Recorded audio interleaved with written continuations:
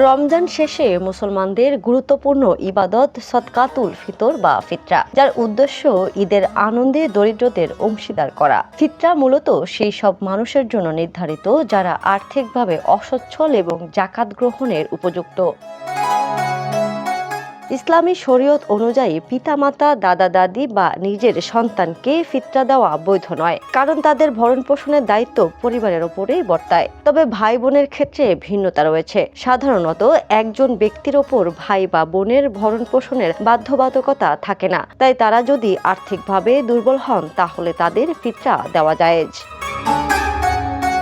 বিশেষজ্ঞদের মতে দরিদ্র আত্মীয়কে সাহায্য করলে দ্বিগুণ সওয়াব পাওয়া যায়। দান এবং আত্মীয়তার বন্ধন দুটোই শক্তিশালী হয়। তবে অপ্রাপ্ত বয়স্ক বা সম্পূর্ণ নির্ভরশীল ভাই বোনকে ফিতরা না দিয়ে সরাসরি তাদের দায়িত্ব নেওয়াই উত্তম।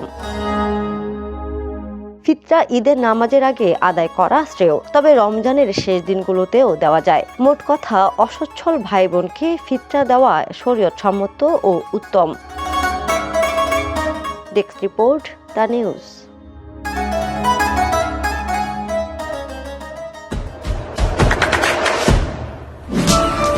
দেশে দেশে সবার সাথে, দ্য নিউজ।